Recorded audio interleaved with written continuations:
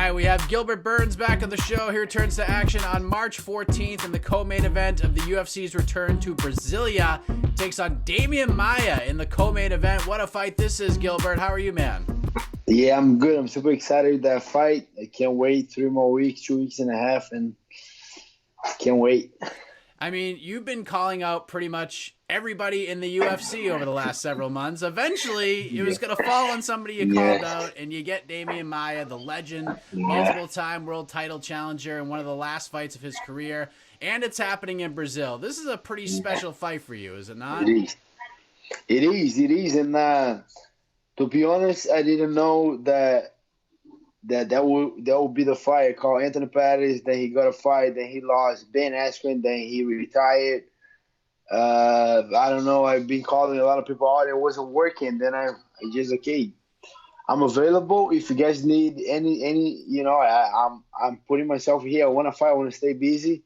And right after the quintet, Sean Shelby said he was very interested in this fight. And then I say, cool, let's do it. But took like more than a month to Damian finally accepted. Between that month, I was like, man, I don't think he's gonna accept the fight. But after, I think on the beginning of January, we got the news that he accepted. So now we're on. I think I've been working super hard to do this opportunity, and finally it's right here. Now just giving my best on practice every single day, pushing, very motivated for the training. So being smart with the training, we kind of getting a strategy already, and I can't wait, bro. It's a big fight, co-main event, like you said, against a legend in Brazil. In my opinion, he's for sure. I think almost sure he'll be a Hall of Fame in the UFC, and I can't wait. I'm super, super excited that I need to control that feeling and put the focus on my performance on the fight, because I was very pumped up with the fight. How difficult was playing the waiting game for you? Because Sean Shelby tells you he's interested. You have to wait a month to finally find out. Were you starting to think it wasn't going to happen and you were trying to look in different directions? How did that play out for you? I thought that's not going to happen. I thought for a while, I don't blame the guy if he say he don't want to fight. Especially the position that he had right now. He get 2 more fights in his career. He come from a big win against Ben Askren. And but when Shelby approached me was on the week that they have the Kamaru, when Kamaru fought Kobe. Right after the quintet, I grappled in the quintet. I grappled Jake Shields and Sakuraba, and then he liked it a lot. They say, I think we're gonna match you and Demian, and I say, okay, I like that, but took so much, like you said, like over a month. That was over a month.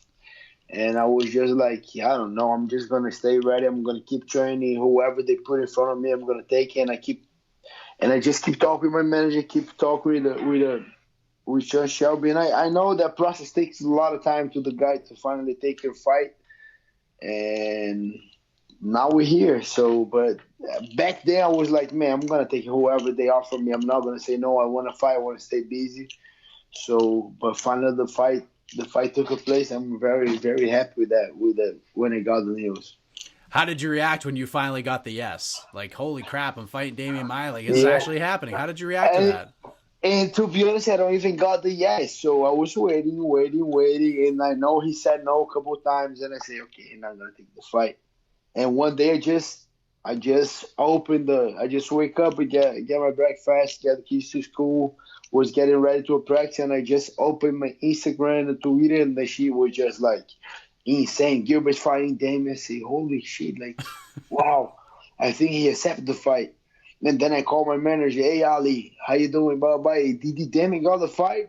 He said, I don't know. He was saying, no, I don't know. Let me call Sean Shelby. He called Sean Shelby and called me back after 10 minutes. Yeah, the fight's going to happen. I say, wow. And I was so excited. And then I just called my coach, and we started making the plan.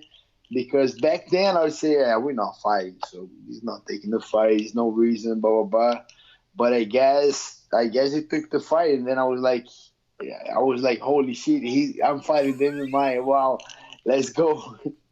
You seem very giddy right now just thinking Yeah, about that. yeah, Before we get into the ins and outs of this fight, because it's a really fascinating matchup on paper, I'd be remiss if we didn't talk about Herbert Burns, who had an yeah, amazing UFC debut against Nate Landwehr.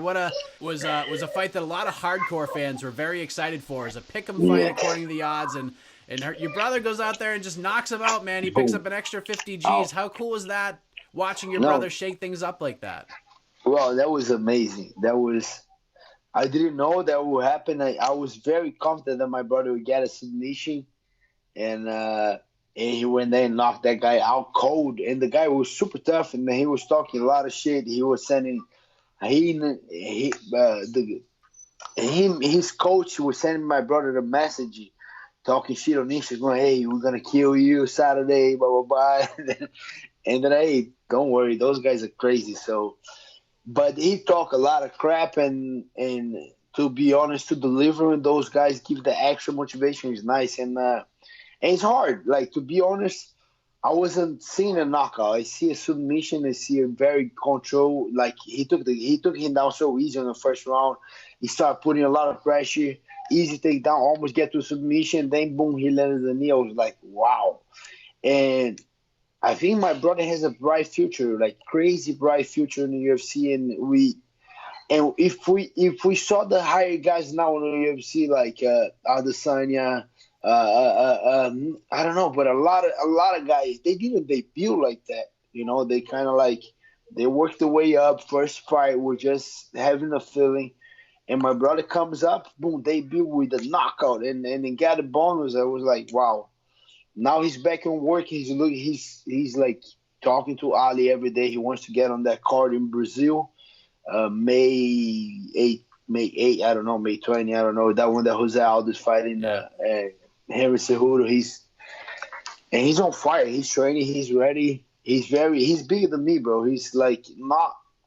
He's a little higher than me, and he has way more reach than me. He's big for 145. He's still way skinnier than me, but he's a problem in that division, and I think he's gonna come hot to his next fight.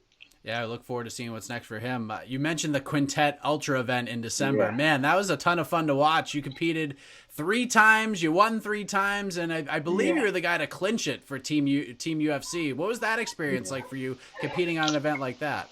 No, that was super nice, and a lot of legends were there, like King Mo. We had Babalu, we had Sakuraba, Evie Edwards, Jake Shields. That was fun. First of all, that thing was fun. We had fun ways. We were kind of talking crap, but in a good ways with each other, you know. And having an opportunity to grapple Sakuraba and Jake Shields was really nice. I have a lot of respect for Evie Edwards, but I'm more grappler, so it was so nice to compete against Jake Shields and Sakuraba, and now Demian Maia. So I'm that quintet was dope, and I think the quintet, the results put a lot of, how do I say, they put a lot of, I think, hype on Shelby and Dana to make that fight with with Maia, because in the beginning they were like, yeah, we're gonna give you an opponent. Shelby promised, I'm gonna give you a ranked opponent next. After the quintet, I don't know, they just like, oh, I think we're gonna make you and Demian Maia. I like that fight. I think because he watched the quintet. So the quintet was a cool event. I hope we represent Team UFC again. I had a lot of fun competing against Sakura, but that was super fun. We make a good relationship with the guys. With Anthony Smith, the great. Anthony Johnson was nice. Sean O'Malley, that thing was super cool. I hope they do another one again. So in a 10-day span, you grappled Eve Edwards, you grappled Jake Shields, Sakuraba, and freaking Craig Jones. I mean, that is like a Mount Rushmore almost of grapplers, man, heading into the Demian Maia fight. What did you take away from the Craig Jones grappling match?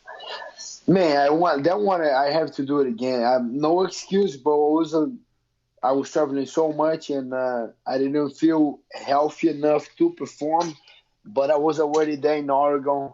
I think with that change in times, going to Vegas, go back to Florida, and going to Oregon, that messed a little bit with my immunity system. I wasn't feeling that good, but I was like, man, I'm already here. I'm gonna fight. So I ended up fighting, but it was Craig Jones is just on the he's the highest level right now. He and Gordon Raya.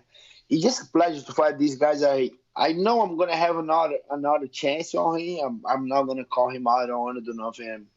I'm just gonna keep doing what I'm doing, but I need to have another shot when I'm 100% to these fights and show my capacities, what I can do on a high level, guys. But like you said, Grapple Sakuraba, Ivis Edwards, Jake Shields, and Craig Jones on my mind. With that being said, I was getting ready for Maya, just on those trainings, on those tournaments, doing the competition.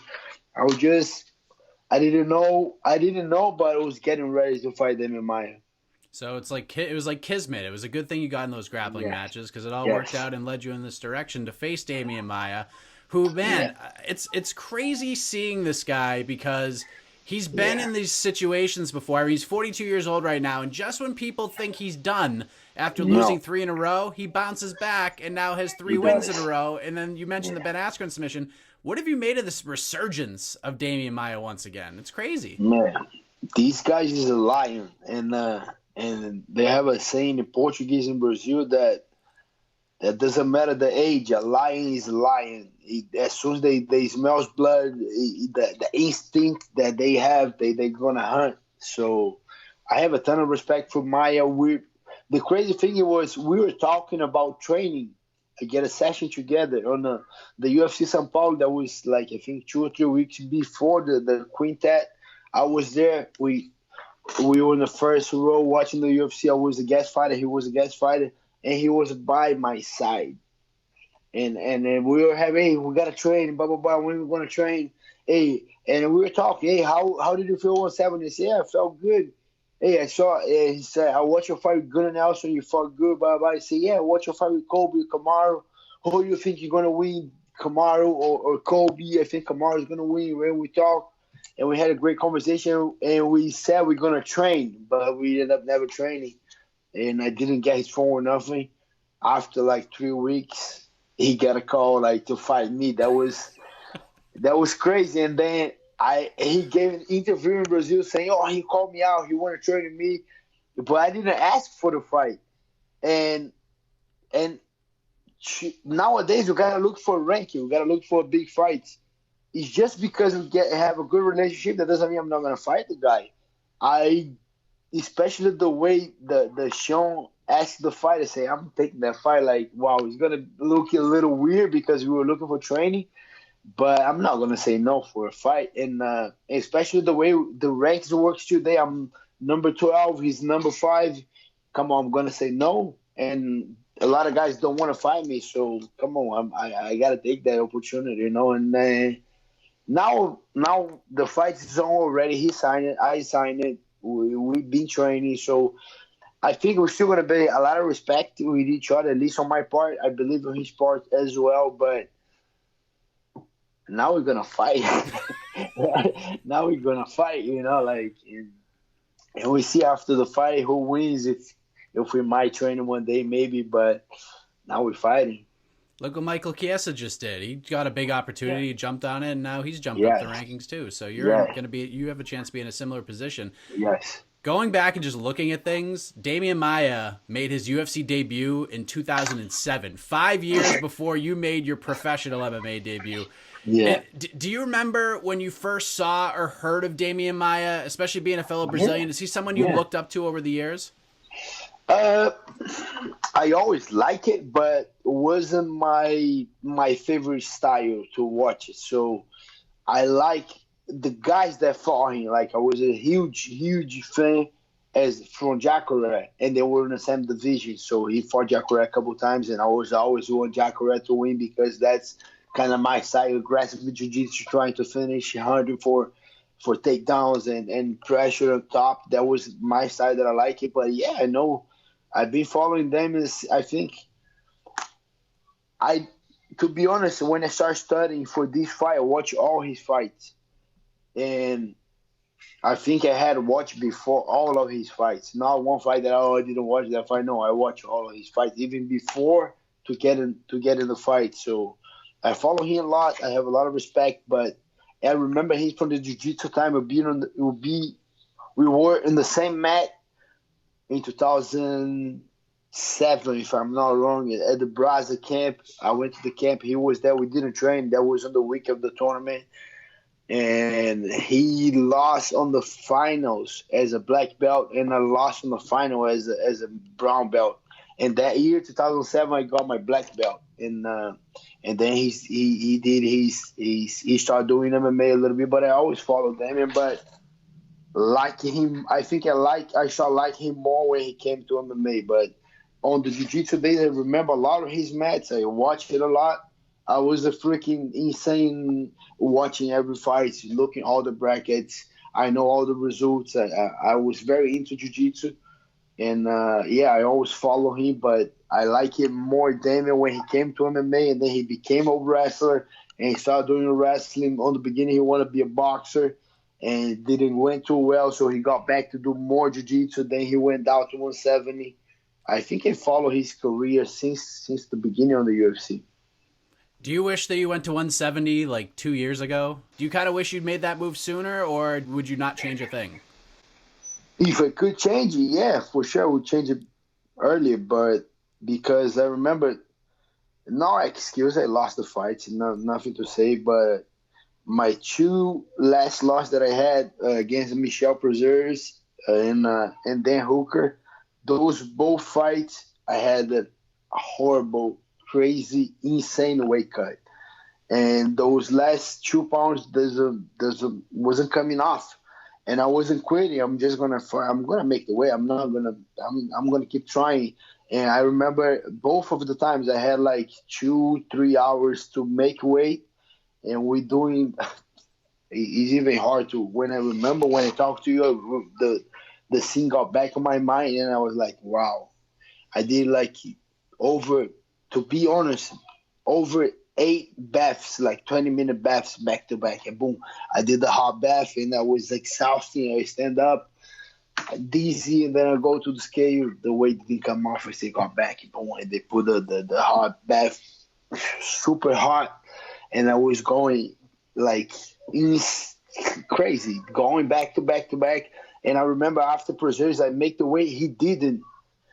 I think he was 5 pounds over, 4 to 5 pounds over, and then I killed myself just to make sure I make the weight.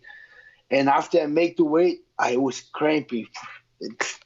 Reed Harris, all the UFC crew, they can confirm all that because I was cramping for like 45 minutes, cramping my whole body.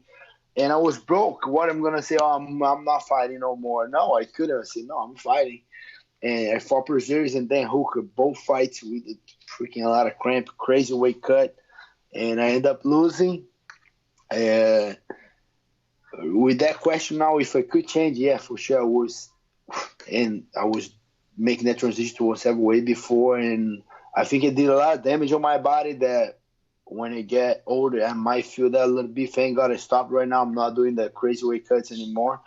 And the crazy thing is, my main training partners, since that till now, they're all 170s. Kamaru Usman, Vicente Luque.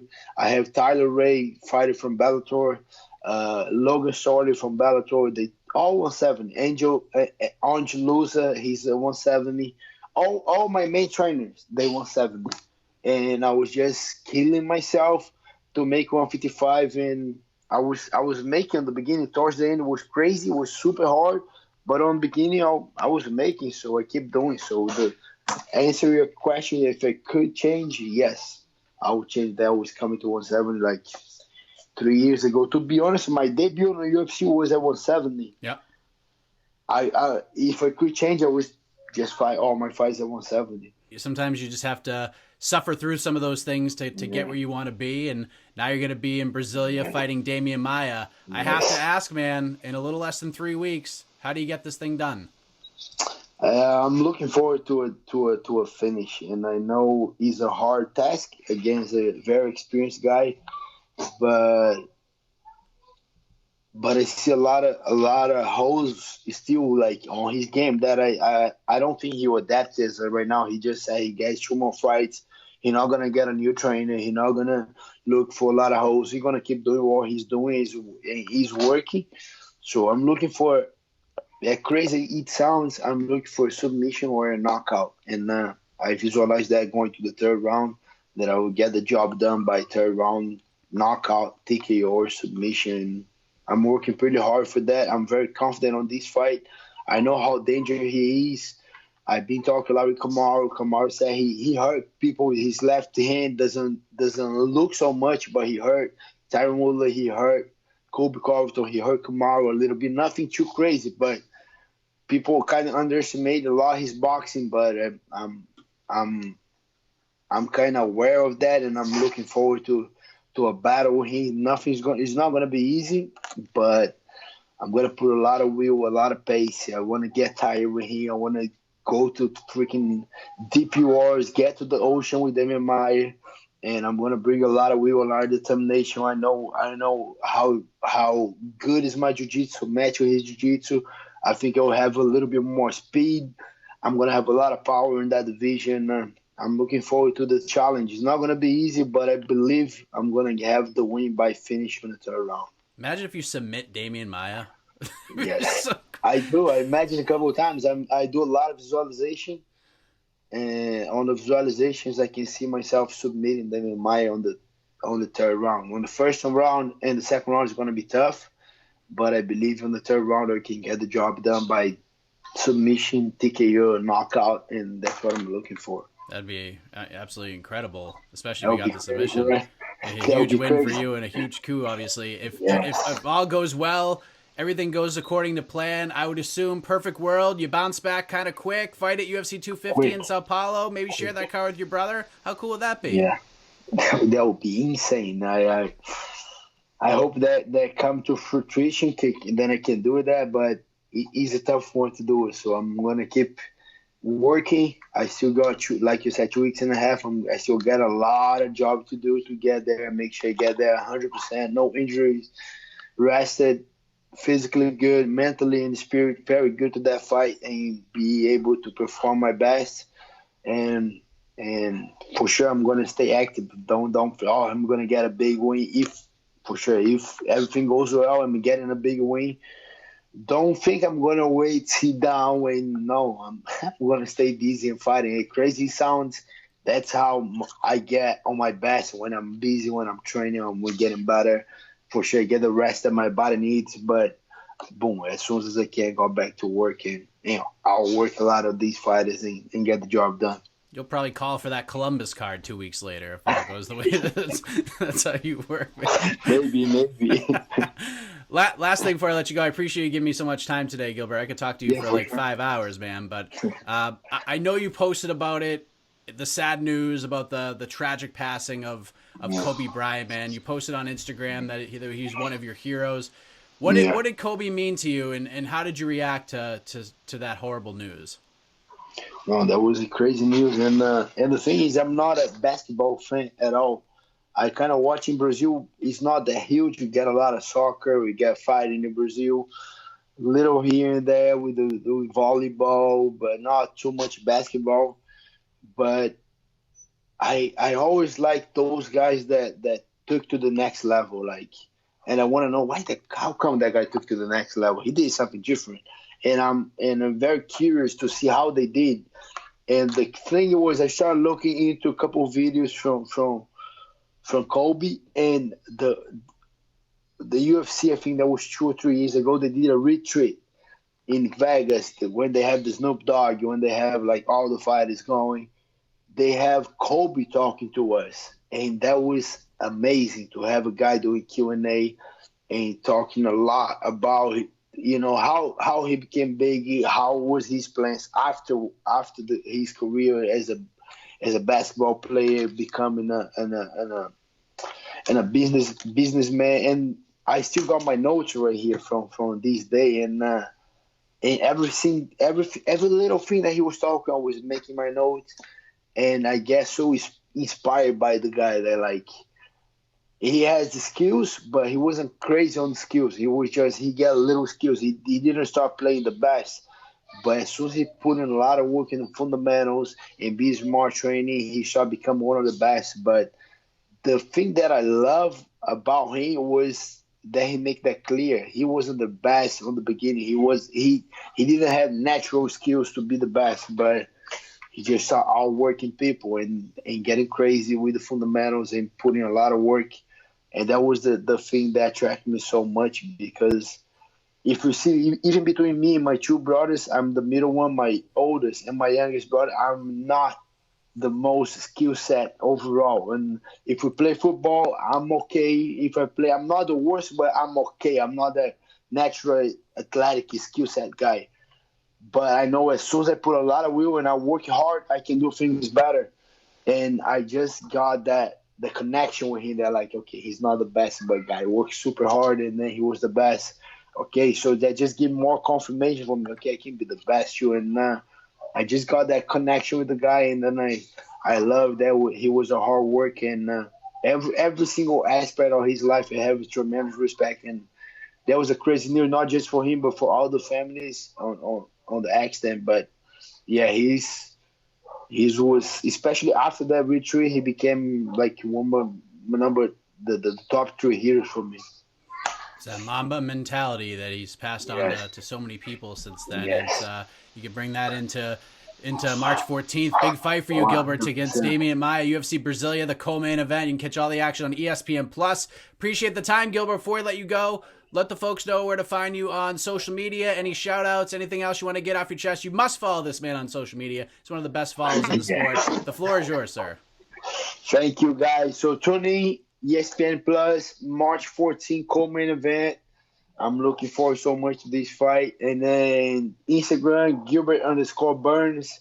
Twitter, Gilbert Durinho. Tune in. Thanks to all my sponsors, all my guys helping me out so much at Stanford, Wagner Rush, everybody here in Florida, pushing me so much to my best. And I can't wait. March 14th, tune in. Let's go. You got me all fired up, Gilbert. Thank you for the time. All the best to you on March 14th, man. Thank you, brother. Appreciate you.